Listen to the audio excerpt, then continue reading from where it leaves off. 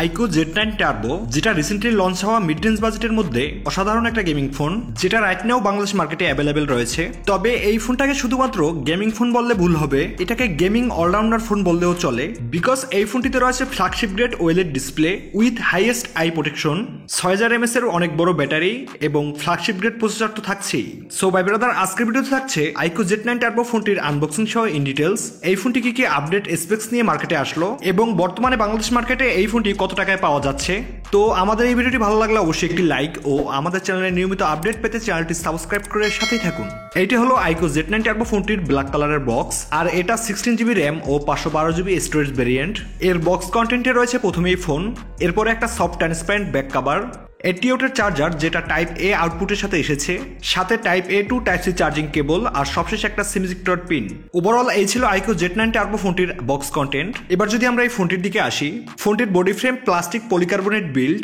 এই ফোনটা মোট 3টি কালার ভেরিয়েন্টে লঞ্চ করে, আর এর ব্যাক সাইডটা কিছুটা কার্ভ করা হয়েছে, যার ফলে ইনহ্যান্ড ফিলটা অনেক বেটার পাওয়া যাবে। ক্যামেরা মডিউলটা বেশ বড়, যেখানে প্রথম দেখাতে 3টে সেন্সর মনে হলেও এখানে 2টি সেন্সর ব্যবহার করা হয়েছে। ফ্রন্ট সাইডে থাকছে ফুল স্ক্রিন ডিসপ্লে, এর চিন বেজেল একদমই নেই।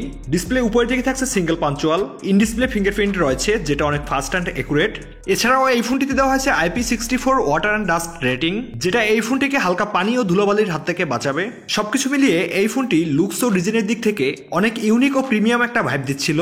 ডিসপ্লে সেকশনে এই ফোনটিতে রয়েছে 6.78 ইঞ্চি সাইজের ফুল HD+ 1.5K অ্যামোলেড প্যানেল, যেটা 144 হার্জের রিফ্রেশ রেট রয়েছে। এর পিক ব্রাইটনেস 4500 নিটস, যেটা অনেক বেশি ব্রাইট। ইনডোর বা আউটডোরে যে কোনো জায়গায় এই ডিসপ্লেটি অনেক ভালো একটা পারফরমেন্স প্রোভাইড করবে। এই ডিসপ্লেটা আসলে মাল্টিটাস্কিং, গেমিং ও কন্টেন্ট ওয়াচিং এর জন্য বেস্ট হবে। ইউটিউবে 4K HDR video smoothly play করতে পারবেন কোনো প্রবলেম ছাড়াই। এছাড়াও থাকছে ডুয়েল স্টুডিও স্পিকার, যেটা অনেক বেশি লাউড। আর এই ফোনটিতে দেওয়া হয়েছে গোয়েডা গ্লাস ভিক্টাসের প্রোটেকশন। তবে গ্লোবালি এটা যখন লঞ্চ করবে, এই ফোনটিতে থাকবে ড্রাগন টিল স্টার 2 নামের একটা প্রোটেকশন, যেটা আমার মনে হয় গোয়েডা গ্লাস ভিক্টাসের মতন এতটা প্রোটেক্টিভ হবে না। ক্যামেরা সেকশনে যেমনটা বলেছিলাম, ব্যাক সাইডে ডুয়েল ক্যামেরা সেটআপ দেওয়া হয়েছে। প্রাইমারি 50 মেগাপিক্সেলের উইথ OIS, যেটা সোনি LOIT 600 সেন্সর। এরপরে 8 মেগাপিক্সেলের আল্ট্রা ওয়াইড। ফ্রন্ট সাইডে থাকছে 16 মেগাপিক্সেলের শুটার, আর এর ফ্রন্ট সাইডের পিকচার কোয়ালিটি মোটামুটি এভারেজ রয়েছে। এক কথায় বলতে গেলে সোশ্যাল মিডিয়া রেডি টাইপ ছবি পাওয়া যায়। মেইন ক্যামেরায় মানে ব্যাক সাইড থেকে ডে অ্যান্ড লো লাইট কন্ডিশনে খুবই সুন্দর একটা পারফরমেন্স পাওয়া যায়। এই ফোনটির যে প্রাইস সেই অনুযায়ী ঠিকঠাকই রয়েছে। চলুন তাহলে দেখে আসা যাক এই ফোনটির কিছু পিকচার স্যাম্পল।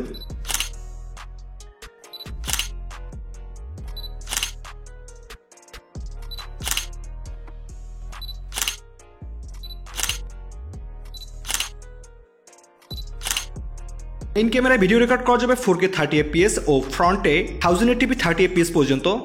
প্রসেসর সেকশনে এই ফোনটির মধ্যে রয়েছে স্ন্যাপড্রাগন 8 Gen 3 প্রসেসর। এই চিপটির অন্তত বেঞ্চমার্ক স্কোর ছিল 15 লাখের উপরে। তবে এই সেম চিপটি এর আগেও Xiaomi CB4 Pro ফোনটিতে ব্যবহার করা হয়েছে, তখন এর অন্তত স্কোর ছিল প্রায় 13 লাখের উপরে। বাট এই ফোনটায় এর অনেক বেশি, 15 লাখ, আর এর স্কোর টেম্পারেচার ছিল 44 ডিগ্রি অ্যারাউন্ড। তবে একটা ইন্টারেস্টিং বিষয় হচ্ছে এই ফোনটায় আর একটা সেকেন্ডারি চিপ ব্যবহার করা হয়েছে, যার নাম আইকো টার্বো, যেটা স্পেশালি গেমিং এর জন্য কাস্টমাইজ করা। এর RAM type LPDDR5X, storage type UFS 4.0, CPU throttling ছিল 90% এর মতো। তো পারফরমেন্সের দিক থেকে এই ফোনটায় কেউ কোনো ইস্যু খুঁজে পাবে না আমার যেটা মনে হয়। প্রত্যেকটা জায়গাতেই অনেক ভালো কাজ করেছে আইকো। হেভি গেমিং এর কথা বলতে গেলে PUBG সহ যে কোনো ধরনের গেমস 90 FPS এ প্লে করতে পারবেন। তবে এই চিপটি অতটা ক্যাপাবল নয়, তবে 60 FPS এ দুর্দান্ত একটা পারফরমেন্স পাওয়া যায়। আর এই চাইনিজ ভেরিয়েন্টের OIS এ থাকছে অরিজিন OS, তবে এটা যখন গ্লোবালি লঞ্চ করবে সেটা ফান্টাস OIS এর সাথে আসবে। সাথে 2 ইয়ার্স সিকিউরিটি আপডেটস ও 2 ইয়ার্স অ্যান্ড্রয়েড আপডেট তো থাকছেই। কানেক্টিভিটি নেটওয়ার্ক 5G উইথ 7 ব্যান্ডসের সাপোর্ট, Wi-Fi 6, ব্লুটুথ 5.4, NFC-র সাপোর্টও থাকছে। ব্যাটারি ও চার্জার যেমনটা বলেছিলাম, এই ফোনটা থাকছে অনেক বড় ব্যাটারি 6000 mAh এর, সাথে 88 এর charger with reverse wireless charging 7.5। এই চার্জারটা থেকে আইকো Z9 টার্বো ফোনটা 0 to 50% চার্জ করতে সময় লাগে প্রায় 33 মিনিটের মতো, আর 100% 1 ঘন্টার মধ্যেই হয়ে যায়। ব্যাটারি ব্যাকআপের কথা বললে এই ফোনটি থেকে একজন মিনিমাম ইউজার 2 দিনের মতন ব্যাটারি ব্যাকআপ পেয়ে যাবে, আর একজন professional gamer screen on time 8 থেকে 9 ঘন্টার মতন অনায়াসে গেম প্লে করতে পারবে। সবশেষ আসা যাক এই ফোনটির ইন্টারেস্টিং পার্ট, এর প্রাইসিং এর দিকে। আসলে এই ফোনটি যে প্রাইস পয়েন্টে লঞ্চ করেছে, এক কথায় বললে আপনি এটাকে একটা অলরাউন্ডার ফোনও বলতে পারেন।